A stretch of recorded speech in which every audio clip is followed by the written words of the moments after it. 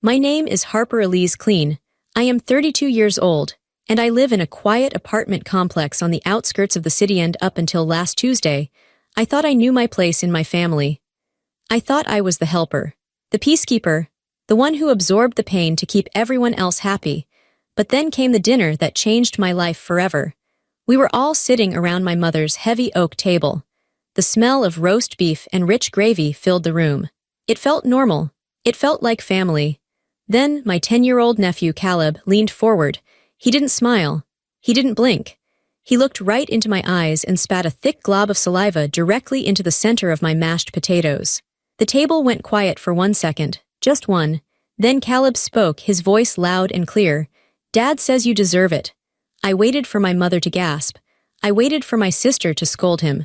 I waited for someone, anyone, to defend me. Instead, they laughed. My brother-in-law chuckled first, and then my mother covered her mouth to hide a cruel smile. The sound of their laughter didn't just hurt my feelings. It broke something deep inside me that I knew I could never fix again. But before I tell you how everything flipped, like and subscribe, drop a comment. Where are you watching from? My name is Harper Elise Clean. I am 32 years old. I sat there looking at the mashed potatoes on my plate. The white mound was ruined. The spit sat right on top, a bubbly, gross insult. But what sat heavier in the room was the laughter. It echoed off the walls of my mother's dining room. It bounced off the china plates I had bought her for Christmas 3 years ago. I looked up slowly. My sister Jenna was wiping a tear of mirth from her eye. Her husband, Mark, Caleb's father, was shaking his head, grinning as if his son had just told a clever joke. And my mother, who I had spent my entire adult life trying to please, was cutting her meatloaf. She looked satisfied. She looked like a queen holding court, and I was the jester who had just slipped on a banana peel. "Oh, lighten up, Harper," Jenna said, seeing the look on my face. She waved her fork at me. "It's just a joke. Caleb is just being a boy. You're always so sensitive." "Sensitive," I repeated. The word tasted like ash in my mouth. "Yes, sensitive," Mark added. "You act like the world owes you an apology every time the wind blows." I looked at Caleb. He was 10 years old. He wasn't a toddler. He knew exactly what he had done. He was eating his peas, looking smug. He knew he was protected. He knew that in this house, Harper was the target. Harper was the one you could kick, and she would just apologize for bruising your foot. That spit wasn't an accident. It wasn't a random act of a bad kid. It was a symptom. It was the result of 32 years of training. My family had trained everyone, even the children, to believe that I didn't matter. I started to think back. My mind raced through the years, pulling up memories like files from a cabinet. I remembered when I was 16, I had saved money from babysitting to buy a prom dress. It was blue silk, secondhand but beautiful. 2 days before the dance, I found Jenna wearing it. She had spilled grape juice down the front. When I cried, Mom told me to stop being selfish. "Jenna needed to feel pretty," she had said. "You can just wear your cousin's old dress. It fits you fine." I wore the old dress. I didn't complain. I remembered when I was 22, I had just graduated college. I wanted to move to the city to start a career in graphic design, but Mom got sick. It wasn't anything specific, just a general weakness. She needed help around the house. She needed someone to drive her to appointments. Jenna was too busy with her new boyfriend. My brother Alex was finding himself in Europe, so I stayed. I stayed for 3 years. I cooked, I cleaned. I paid the bills with my freelance money. When Mom got better, she didn't thank me. She just asked when I was going to get a real job like Alex, who had finally come home and started working at a bank. I remembered last Christmas. I bought gifts for everyone. Expensive ones, a tablet for Caleb, a designer watch for Mark, a spa day voucher for Jenna, a new living room set for Mom. I spent thousands. When it was time to open my gifts, they handed me a small bag. Inside was a pair of socks and a candle that smelled like old vanilla. "We didn't know what you wanted," Jenna had shrugged. "You're hard to buy for." They didn't know what I wanted because they never asked. They never looked at me long enough to see me. And the money, God, the money. "Harper, the car broke down," Alex would call. "Can you spot me 500? I'm good for it." He never was. "Harper, Mom's heater died," Jenna would text. "She's freezing, you need to fix it, we're tight this month." I always fixed it. I looked around the table again. The laughter had died down, replaced by the clinking of silverware. They were eating. They had moved on. The moment where I was humiliated was over for them. It was just a Tuesday. My mother looked up and saw me staring, her face hardened. Stop staring, Harper. It's rude. Eat your dinner. I made those potatoes specially. You made them? I asked softly. Mom paused. Well, I bought the potatoes, you mashed them, but it's my kitchen. That was it. That was the summary of my life. I did the work. They took the credit. And if I complained, I was rude. I looked at Mark. He was the one who told Caleb I deserved it. Deserved what? Deserved to be treated like garbage. Deserved to be the punching bag. Why? I asked. My voice was quiet, but it cut through the noise of chewing. Why what? Mark asked with a mouthful of meatloaf. Why did you tell him I deserved it? Mark rolled his eyes. He looked at Jenna. See. She can't let it go. Because you do, Jenna snapped. You walk around here with your little martyr face, acting like you're better than us because you have a savings account and no kids. You think you're perfect. It's annoying, Harper. Dad says you need to be taken down a peg. Dad. My father had died 10 years ago. Mark wasn't my dad. But he had taken that head of household role, the voice of authority that everyone listened to. I don't think I'm better than you, I said. I pay for your Netflix, Jenna. I paid for your dental surgery last year. That's what family does, she shouted. Her face turned red. You throw money at us to make us feel small. You do it to control us. I sat back. The air left my lungs. Is that what they thought, that my help was an insult? No, that was a lie they told themselves to feel better about using me. They didn't hate my money. They hated that they needed it, so they hated me to balance the scale. I looked at my mother. Mom, do you agree? Mom took a sip of her iced tea. She didn't look at me. She looked at the wall. You can be difficult, Harper. You have a very intense energy. It stresses everyone out. Mark is just trying to lighten the mood. Spitting in my food was lightening the mood. Using me as an ATM was what family does. I wasn't a daughter. I wasn't a sister. I wasn't an aunt. I was a resource. I was a utility, like the water or the electricity. You don't thank the electricity for turning on the lights. You just get mad when it goes out. And right then, sitting in that chair, watching the gravy congeal on my plate next to the spit, I realized something terrifying and freeing. I was alone. I had been alone for a long time, sitting in a room full of people who shared my DNA. The history wasn't just about the past. It was about the pattern, and the pattern was a circle. I give, they take, they hurt me, I forgive, I give again, round and round, until tonight. Tonight the circle broke. Not with a scream, but with a realization. I looked at Caleb. He was watching me, waiting to see if I would cry. He wanted the reaction. He wanted the drama. I didn't give it to him. I felt a coldness settle in my chest. It wasn't the coldness of sadness. It was the coldness of ice. Hard, clear, solid. I was done being the scapegoat. I was done being the victim in their story. I took a deep breath. The smell of the roast beef suddenly made me nauseous. I knew I would never eat at this table again. The silence in the room stretched out. They were waiting for me to pick up my fork. They expected me to scrape the spit off, maybe make a self-deprecating joke, and eat the potatoes. That's what the old Harper would have done. The old Harper would have swallowed her pride to keep the peace. I pushed my chair back. The wooden legs scraped loudly against the hardwood floor. It was a harsh, screeching sound. Everyone jumped a little. I stood up. Where are you going? Mom asked. Her voice was sharp. We aren't finished. I didn't answer. I didn't look at her. I simply turned around and walked toward the hallway. Harper, Jenna called out. Don't be dramatic. Sit down. Let her go, Mark laughed. She's going to go cry in the bathroom. She'll be back in 5 minutes. I walked past the bathroom. I walked into the entryway where our shoes were piled by the door. My sneakers were buried under Caleb's muddy cleats and Jenna's boots. I didn't dig for them. I didn't care. I grabbed my purse from the hook. Harper, Mom's voice was closer now. She had stood up. There was a hint of worry in her tone, but not for me. She was worried about the scene. She was worried about losing control. Harper Elise, if you walk out that door, don't you dare think. I opened the front door. The evening air rushed in. It was cool and smelled of impending rain. I stepped out onto the porch. Harper, I closed the door behind me. I didn't slam it. I closed it firmly, hearing the latch click. That click sounded like the final period at the end of a long, terrible sentence. I walked down the steps. I was barefoot. My car was parked in the driveway, but the driveway was gravel. Sharp, gray stones. I stepped off the smooth concrete of the porch and onto the rocks.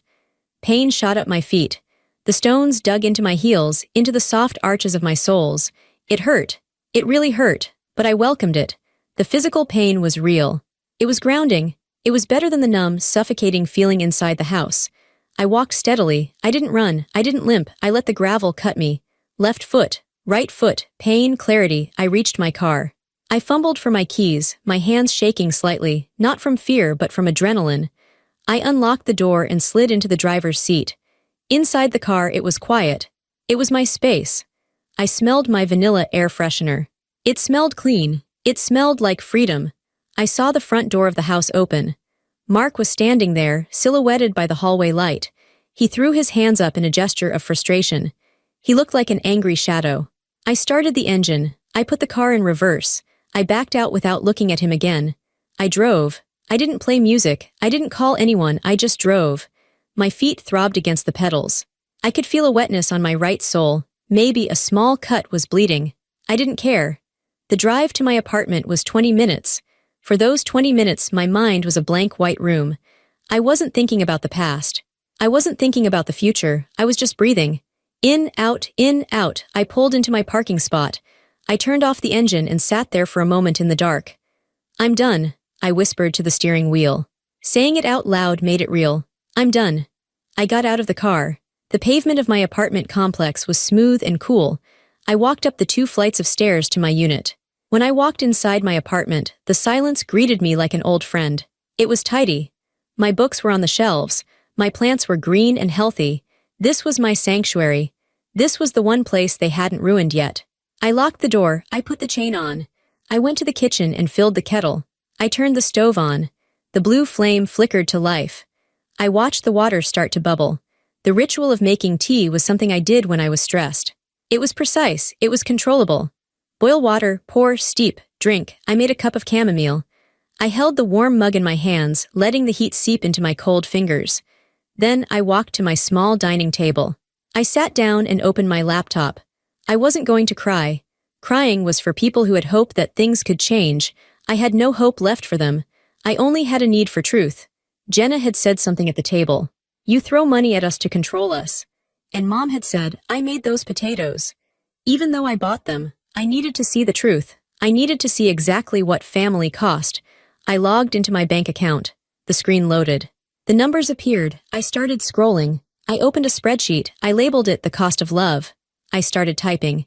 November 3rd, $150. Grocery store run for Mom. November 5th, $85. Jenna's phone bill family plan. November 10th, $200. Loan to Alex via Venmo. November 12th, $45. Caleb's soccer registration. I went back a month, then 2, then 6. The numbers blurred, but the total at the bottom of the column kept growing. It was hundreds. It was thousands. But then I saw something that made me stop. I saw a transaction I didn't recognize. Evergreen Utilities, $340. I clicked on it. It was for an address I didn't live at. It was my mother's address. I frowned. I had agreed to pay her electric bill last winter when she was sick. Had I never stopped? I dug deeper. I checked my credit card statements. I checked my credit report. As I clicked through the pages, the tea beside me went cold. The pain in my feet faded into the background. A horror much worse than spit on a plate began to unfold on the screen. It wasn't just help. It wasn't just generosity. I clicked on the mortgage details for my mother's house. I saw my name. My heart stopped. I scrolled down. I saw auto payments for things I didn't even use. I saw subscriptions. I saw their life being funded by my paycheck, bite by bite, dollar by dollar. The spit was nothing. The insults were nothing. This was theft. The glow of the laptop screen was the only light in the room. I felt sick. Not the kind of sick you feel from a flu, but a deep, churning nausea in my gut. I felt like I had been punched. I had always known I helped them. I knew I was generous, but I thought I was giving gifts. I thought I was offering a safety net. I was wrong. I was the foundation. I was the walls. I was the roof. I started writing it all down.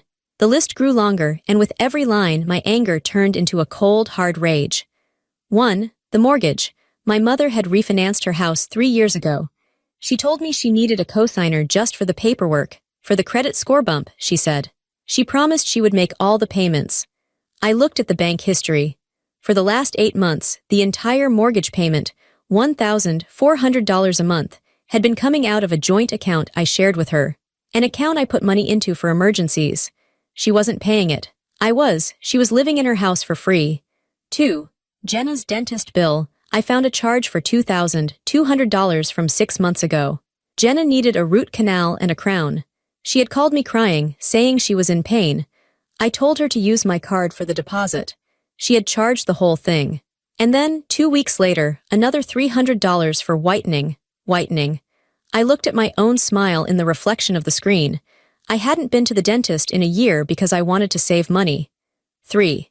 Alex's temporary loan. My brother Alex had asked for a loan to start a small business selling vintage sneakers. He asked for $5,000. I gave it to him. I saw a recurring transfer of $200 going to him every month labeled business support. I didn't set that up. I checked the authorization. It was done from my mother's IP address. She had access to my old checking account. She was funneling money to him from me. 4. The subscriptions. It was almost comical if it wasn't so tragic. Netflix, Hulu, Disney+, Spotify Family Plan, Amazon Prime. Even a monthly subscription box for gourmet dog treats. Mark and Jenna had a dog. I didn't have a dog. They were feeding their dog premium treats on my dime while I shopped at discount grocery stores. I did the math. I added it all up. In the last year alone, my family had taken over $28,000 from me. That was a down payment on a house. That was a new car. That was a trip to Europe. That was my freedom. They weren't just disrespectful. They were parasites. They treated me like I was nothing while they ate my food, lived in my house, watched my movies, and spent my money. And they laughed at me. They laughed because they thought I was stupid. They thought I would never check. They thought Harper would just keep working, keep smiling, keep signing the checks because Harper wanted to be loved. I closed my eyes. Tears finally leaked out. Not tears of sadness, but tears of humiliation. I had bought their love, and they had taken the money and thrown the receipt in my face. My phone buzzed on the table. The sound was loud in the quiet apartment. I looked at the screen. It was 9:12 p.m., a text from Mom. I picked it up. My hand wasn't shaking anymore. Mom, you made a huge scene tonight. Mark is very upset. Jenna is crying. You ruined dinner. You need to grow up. Don't contact us again until you are ready to apologize to Caleb and the rest of the family. I stared at the words. Apologize to Caleb. Apologize to the boy who spit in my food. Don't contact us again. She was using the silence as a weapon. She thought she was punishing me. She thought I would panic. She thought I would text back begging for forgiveness, terrified of being cut off. She didn't know I had the spreadsheet open. She didn't know the bank was closed, but the online portal was open 24/7. I typed a reply. I didn't hesitate. I didn't reread it. Me, understood. Mortgage autopay ends tomorrow. I hit send. I watched the little bubble appear that showed it was delivered. Then I turned my phone off. I didn't want to see the response. I knew what it would be: panic, anger, the realization that the golden goose had just flown the coop. But I wasn't done. The text was just the warning shot. Now I had to drop the bomb. I looked at the clock. It was late. I couldn't go to the bank until morning. But there was a lot I could do from here. I needed help. I couldn't do this alone. I needed someone who knew numbers. Someone who didn't care about my mother's crocodile tears. I thought of my cousin Danielle. Danielle was my father's brother's daughter. My mother hated her. She called Danielle cold and calculating because Danielle was a forensic accountant who didn't put up with nonsense. I turned my phone back on for 1 second. I found Danielle's number. I dialed. She picked up on the second ring. Harper, she asked. Her voice was surprised. We hadn't spoken in months. Is everything okay? No, I said. My voice sounded strange to my own ears. It sounded dead. Danielle, can you come over? I need your help. I need to audit my life. There was a pause. Then Danielle said 3 words that made me want to cry with relief. I'm on my way. Danielle arrived in 20 minutes. She was wearing sweatpants and a hoodie, hair tied up in a messy bun, but she was carrying her heavy work laptop and a portable scanner. She didn't hug me. She took one look at my face, pale, dry-eyed, grim, and walked straight to the kitchen table. Coffee, she said. Make a pot, I'll start the spreadsheet. We worked through the night. It was a war room. Danielle was a machine. When I showed her the mortgage payments, she didn't gasp. She just narrowed her eyes and cracked her knuckles. Okay, she said. This is financial abuse. It's messy, but we can clean it. We started the full severing. Step 1, the accounts. We opened a new bank account at a completely different bank, an online bank that my mother had never heard of. I transferred every cent of my personal savings into it. Leave the joint account with $5, Danielle advised. So they don't get an insufficient funds fee immediately. Let them see it's empty first. Step 2, the subscriptions. This was the most satisfying part. I logged into Netflix. Change password. Then, sign out of all devices. I logged into Amazon. Remove saved cards. Cancel Prime. I logged into the utility company. Stop service request. I put the date for tomorrow. If Mom wanted electricity, she could put it in her own name. The dog treat box. Cancelled. Disney Plus. Cancelled. With every click, I felt a physical weight lifting off my shoulders. Click, gone, click, free. Step 3, the big stuff. The mortgage was harder. You can't just take your name off the deed tonight, Danielle explained, typing furiously. But we can stop the payments. You are a cosigner, not the primary payer. The bank will go after her first. And we can draft a letter demanding she refinance to remove you, or you force a sale. Force a sale? I asked. It's the nuclear option, Danielle said, looking at me over her glasses. But Harper, they stole 28 grand from you. Nuclear is on the table. Stop the payments, I said. Let's start there. We canceled the auto pay. Step 4, fraud alert. The transfers to Alex, Danielle said, pointing to the screen. You didn't authorize these. No. Mom did. That's fraud, Danielle said flatly. Identity theft. She used your credentials. I hesitated. I don't want to send her to jail, Danielle sighed. We won't file a police report yet. But we will flag the account with the bank so no more transfers can happen. And we will change every password you have. Email, social media, banking, medical records, everything. By 4 o'clock a.m., we were done. My digital life was a fortress. The bridges were burned. The drawbridge was up. Danielle sat back and rubbed her eyes. She looked at the final tally on the screen. Harper, she said softly. Look at this. She pointed to a column showing my income versus my expenses now that the family tax was removed. You're actually rich, she said. You could have bought your own house 2 years ago. I stared at the number. It was true. I wasn't struggling, I was being drained. They treated you like staff, Danielle whispered. She reached across the table and covered my hand with hers. Her hand was warm. Actually, no, staff gets paid. They treated you like a slave. I looked at my hand under hers. I let them. Maybe, Danielle said, but you were trained to let them. They groomed you to be this way since you were a kid. But tonight you broke the training. I took a deep breath. For the first time in years, the air went all the way to the bottom of my lungs. My chest didn't feel tight. The knot in my stomach was gone. I can breathe, I said. I can actually breathe. Good, Danielle said. She closed her laptop with a snap. Because tomorrow, the storm hits. They're going to wake up and find out the ATM is out of order. And they are going to come for you. Let them come, I said. I looked at my bare feet. The cuts from the gravel had stopped bleeding. They were just small, red marks now, scars in the making. I'm not the same person I was at dinner, I said. Danielle smiled. It was a fierce, sharp smile. No, you're Harper Elise Clean, and you just resigned. We sat there in the quiet kitchen as the sun began to rise. The sky outside turned a soft, pale pink. It was a new day. And for the first time in my life, every dollar I made, every breath I took, and every choice I made belonged to me. I checked my phone. I had turned it on silent, but the screen lit up. Jenna 5 missed calls, Mom 3 missed calls, Mark 1 missed call, and a text from Mom, sent at 3:30 am. Mom, the Netflix isn't working. And I got an email about the electricity. Harper, what are you doing? I didn't answer. I put the phone face down. The system was shut down. The next morning, the silence broke. It didn't break with a knock at the door. It broke with a vibration. My phone, which I had left face down on the kitchen counter, started buzzing. It didn't stop. It buzzed and buzzed, moving across the smooth surface like an angry insect. I was sitting on my balcony with a cup of coffee. The sun was shining. The world looked normal. But inside that little black device, my family was declaring war. I picked up the phone. I didn't unlock it yet. I just looked at the notifications stacking up on the lock screen. Family group chat, 47 new messages. I took a deep breath. Danielle had gone home to sleep, so I was alone. I had to face this alone. I unlocked the phone and opened the chat. It was an explosion of text. Mom, 7 a.m. The power company says there is a disconnect request.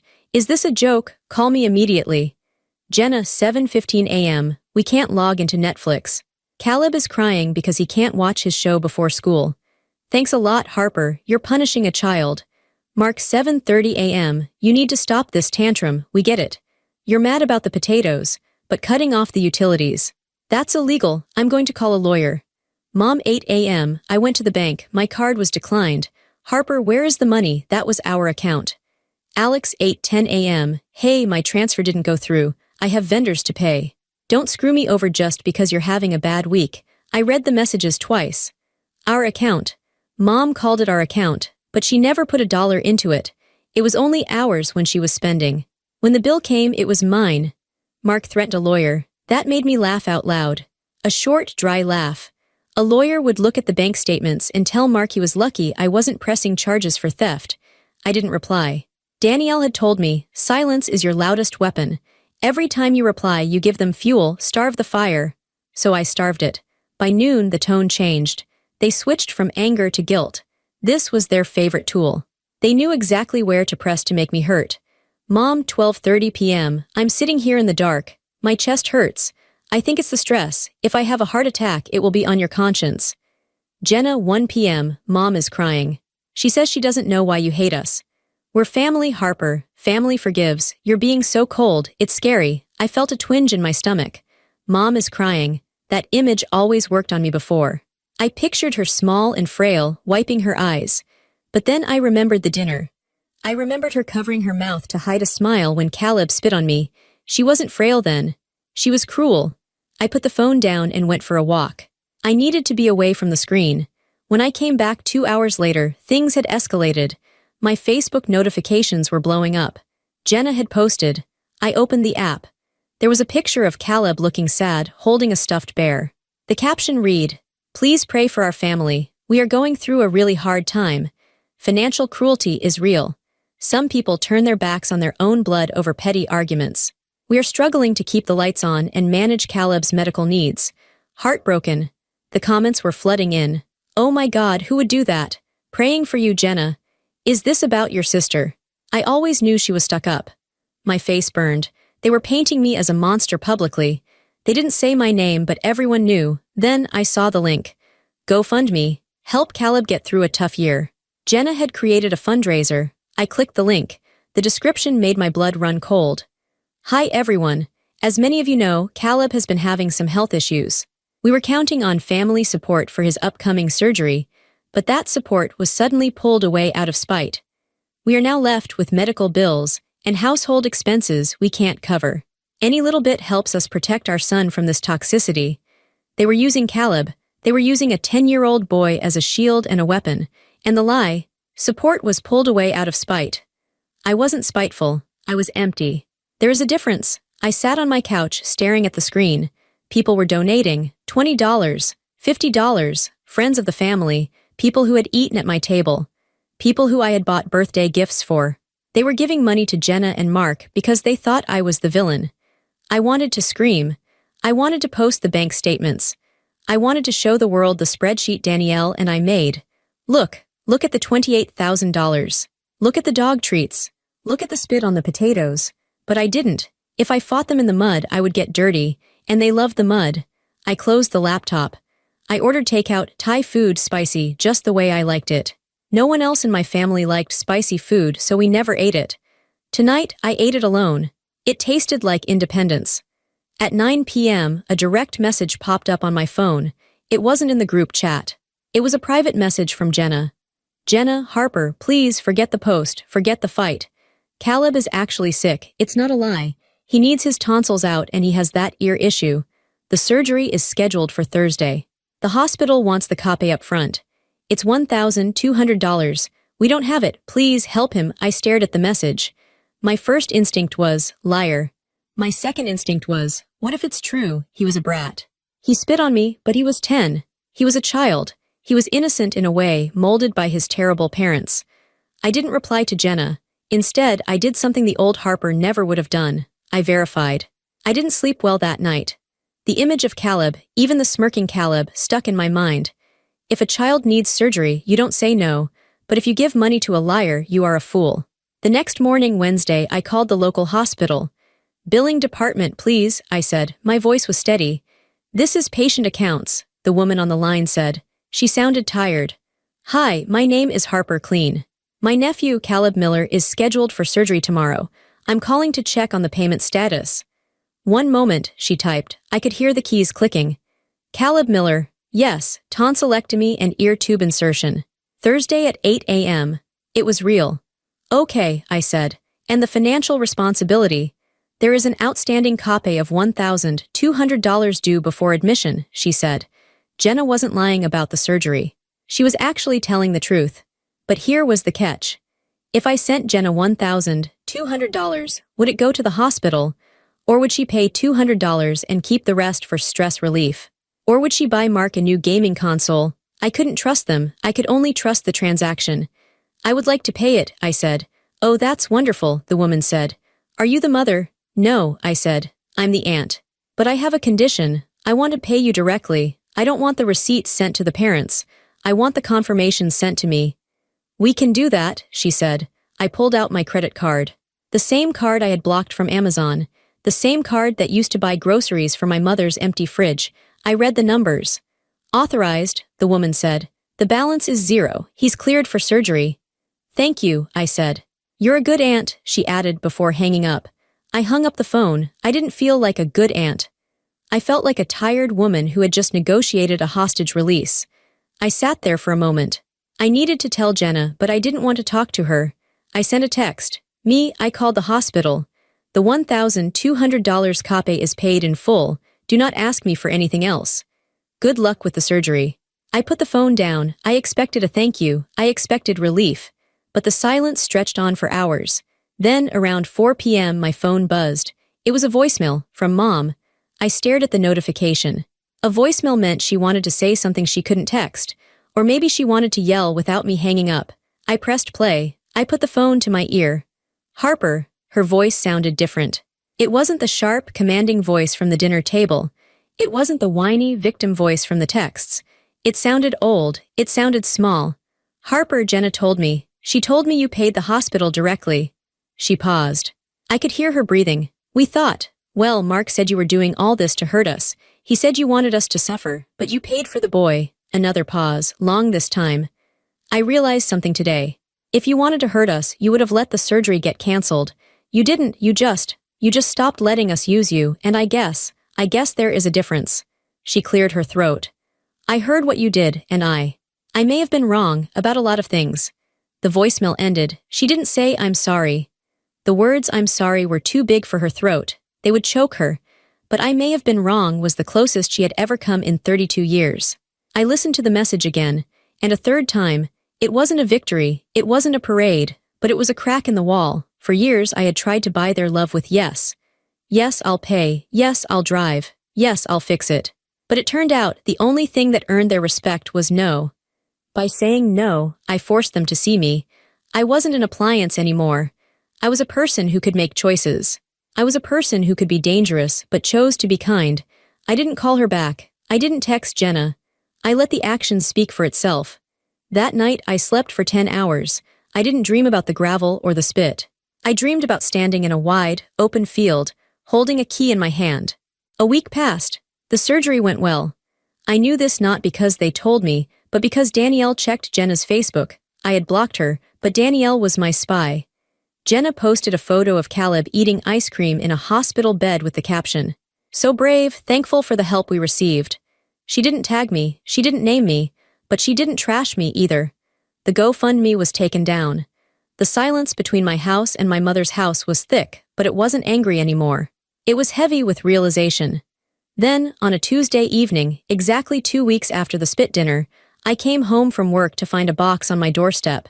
It was a cardboard box, taped shut with masking tape. My name, Harper, was written on the top in my mother's looping handwriting. My heart hammered against my ribs. Was this it? Were they returning my stuff? Was this a box of hate mail? I carried it inside. I placed it on the kitchen table, right where Danielle and I had conducted the financial audit. I cut the tape. I opened the flaps. It smelled like dust and old perfume, my mother's signature scent, white diamonds. Inside there were no bills. There were no angry notes. There were photo albums, 3 of them, the old, sticky kind with the plastic sheets that peel back. I pulled the first one out. It was labeled The Girls. 1995–2000. I opened it. There was me, age 5, with missing front teeth. There was Jenna, age 7, hugging me from behind. There was a picture of us at the beach, buried in sand up to our necks, laughing. Mom was in the corner of the frame, smiling, young and tan. I turned the pages. I had forgotten. I had spent so much time focusing on the pain of the last 10 years, the money, the servitude, the dismissal, that I had forgotten there was a time before the rot set in. There were photos of me winning a spelling bee. Mom looked proud. There were photos of Dad holding me on his shoulders. I realized why she sent this. It wasn't a guilt trip. Well, maybe it was a little bit. But mostly, it was proof. She was reminding me, and maybe reminding herself, that I wasn't just the resource. I was Harper. I was the little girl with the missing teeth. I was the daughter she used to know before she decided to start using me. At the bottom of the box, there was a single piece of lined notebook paper. I unfolded it. Harper, I found these in the attic. I spent all day looking at them. I forgot how much you used to laugh. You haven't laughed in this house in a long time. You didn't deserve how we treated you at dinner. We were wrong. Mark was wrong. I was wrong to let it happen. I'm making roast chicken on Sunday. No potluck. No money needed, just come eat. Or don't, I understand if you don't. Mom, I stared at the note. We were wrong. Those were the words, the magic words, but words are cheap. Paper is cheap. Did I go? If I went, would I fall back into the trap? Would I sit down and suddenly be asked to pay for the chicken? I called Danielle. She invited me to dinner, I said. Trap? Danielle asked. Maybe, but she sent photos. And she admitted she was wrong, in writing. Go, Danielle said. But drive your own car. Park on the street, not in the driveway so you can't get blocked in. And bring nothing, no purse, no wallet, just your keys in your pocket.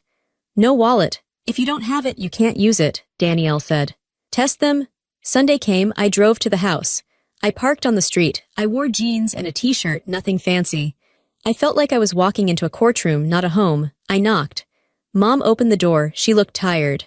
She looked older than she had 2 weeks ago. Her hair wasn't perfectly sprayed. She was wearing an apron. Harper, she said. Hi, Mom. She stepped back. Come in. The house was quiet. Mark and Jenna's car wasn't in the driveway. Where is everyone? I asked, standing in the foyer. I kept my hand on the doorknob. I told them not to come, Mom said. I blinked. What? I told Jenna and Mark to stay home. I told them this was just for us. Mark. Mark is still angry. He says you humiliated him. I told him that he humiliated himself. My jaw dropped slightly. Mom defending me against Mark. The world really had turned upside down. So it's just us. Just us, she said, and roast chicken. We sat at the dining table, the same table where the spit had happened. But the ghost of that night was gone, replaced by a quiet, awkward tension. We ate. The chicken was dry. The vegetables were overcooked.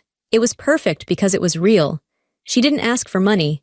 She didn't talk about her mortgage, which I knew she was now scrambling to pay. She didn't talk about her health. She talked about the weather. She talked about the neighbors. Then she put her fork down. Are you happy, Harper? She asked. It was such a simple question. I looked at her. I thought about my clean apartment. I thought about my bank account that was finally growing. I thought about the silence in my head that wasn't filled with their demands. Yes, I said. I am. She looked at me for a long time. She was searching for a lie, but she didn't find one. She nodded quietly. Okay, that's good. No guilt trip. No, how can you be happy when your mother is struggling? No spin. She just accepted it. She realized she had lost control of me, and in losing control, she might have just found her daughter again. But we were strangers now. We had to start over. The repair of a relationship is not like fixing a car. You don't just replace the part and drive away. It's like healing a broken bone. It takes time, and sometimes it aches when it rains. A few days after the dinner with Mom, I got a text from Jenna. Jenna, can I come by, just for 5 minutes? I have something for you. I hesitated. Jenna was the volatile one. Mark was the bully, Mom was the manipulator, but Jenna was the emotional tornado. Me, 5 minutes, I'm home now. She arrived 10 minutes later. When I opened the door, I was shocked. Jenna usually wore heavy makeup, contouring, fake lashes, bright lipstick. She wore expensive clothes that I usually paid for. Today she was wearing yoga pants and a sweatshirt. Her face was bare. She looked pale. She looked like a sister, not a show pony. Hi, she said. She didn't look me in the eye. Hi, she held out an envelope. This is from Caleb. I took it. I opened it right there on the porch. It was a drawing on lined paper. It was a picture of a stick figure boy giving a thumbs up. Written in messy, 10-year-old handwriting, it said, Aunt Harper, sorry I was mean. Mom said I was a jerk. Thank you for fixing my ears and throat. I can hear better now. P.S. The hospital jello was bad. I smiled. A real smile. It was clumsy, but it was honest. Mom said I was a jerk. That meant Jenna had actually disciplined him. He wanted to come, Jenna said, staring at her shoes. But I told him he has to earn it. He has to write you an apology letter every week for a month before he sees you again. That's good parenting, I said. Jenna let out a short, shaky laugh. Yeah, well, Mark and I are fighting. A lot. I'm sorry, I said, and I meant it. He's mad about the money, Jenna said. He's mad we have to pay our own bills now. He's not the guy I thought he was when things get hard. She looked up at me then. Her eyes were red. Harper, I didn't realize how much you carried us. I mean, I knew, but I didn't know, until the bills started bouncing last week, until the lights flickered. She reached into her pocket. I sold my purse, she said.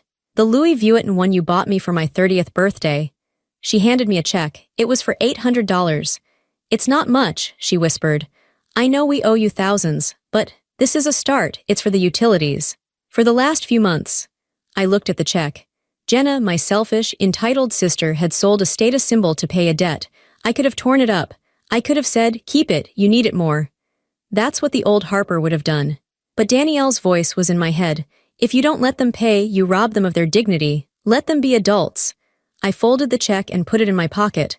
Thank you, I said. I accept it. Jenna's shoulders dropped. She looked relieved. I'm sorry for all of it, she whispered. The spit, the jokes, the entitlement. We forgot you were a person. We just thought you were strong, invincible. I am strong, I said, but I'm not invincible. And I'm not a bank. I know, she said. I know that now. She turned to leave. She walked down the stairs to her car, an older sedan, not the SUV Mark usually drove. As she got in, the back window rolled down. Caleb was in the back seat. I hadn't seen him. He looked at me. His face was pale from the surgery recovery. He didn't smile. He didn't make a face. He just lifted his hand and waved. A small, shy wave. I stood on my balcony. I lifted my hand. I waved back. It wasn't a hug. It wasn't a party. It was a true 6 months have passed since the night I walked barefoot on the gravel. My life looks very different now. The first big change was the house. My mother sold her big house. She couldn't afford the mortgage without me, and she finally admitted it. She bought a small, 2-bedroom condo on the other side of town. It's small. It's cozy. And most importantly, she pays for it herself. She calls me once a week. We talk for 10 minutes. She tells me about her garden. I tell her about my work. We are building a relationship on the ground floor. It's tentative, like walking on ice, but the ice is getting thicker every day. Jenna and Mark are separated. It turns out, when the free money stopped, their marriage problems started. Mark didn't want to work extra shifts. Jenna did. She got a job as a receptionist at a dental office. She's working hard. She looks tired, but she looks proud. Caleb sends me drawings. I send him books. We are friends slowly. And me, I am Harper Elise Clean. I took a new job. It's in a different department with better pay. Danielle helped me negotiate the salary. Know your worth, she told me. I finally do. I joined a pottery class. Every Thursday night, instead of fixing my family's crises, I sit at a wheel and get my hands dirty with clay. I make bowls. I make mugs. They are imperfect. They are lopsided. But they are mine. I sleep without fear now. I used to sleep with my phone next to my pillow, terrified I would miss an emergency text. Mom's in the ER. Alex needs bail. Now my phone stays in the kitchen at night. I sleep in silence. I wake up rested. I didn't rush forgiveness. Forgiveness is a heavy word. I don't think I have fully forgiven them yet. The hurt is still there, like a scar that aches in the cold. But I have reached acceptance. I accept who they are. They are flawed people who got used to an easy life. I accept who I was. I was a woman who thought love was a transaction. I stopped the transaction. And surprisingly, a little bit of love remained. Last week I went to dinner at Mom's new condo. It was just me, Mom, and Jenna. We ate spaghetti. It was cheap. It was simple. This is good, Mom, I said. It's from a jar, she laughed. I'm too tired to cook sauce from scratch. It's perfect, I said, and it was, because nobody asked me to pay for the jar. I looked around the small table. We were broken, yes. We were glued back together with awkward pauses and careful words. But we were real. I drove home that night with the windows down. The air rushed in, cool and sweet. I thought about the 32 years I spent being the victim. I thought about the gravel cutting my feet. I didn't regret walking out. It was the hardest walk of my life, but it led me here. I pulled into my driveway. I walked up to my door. I unlocked it with my own key. I stepped inside my quiet, peaceful sanctuary. I am not a resource. I am not a scapegoat. I am not a bank. I am Harper. And for the first time in my life, I belong to myself.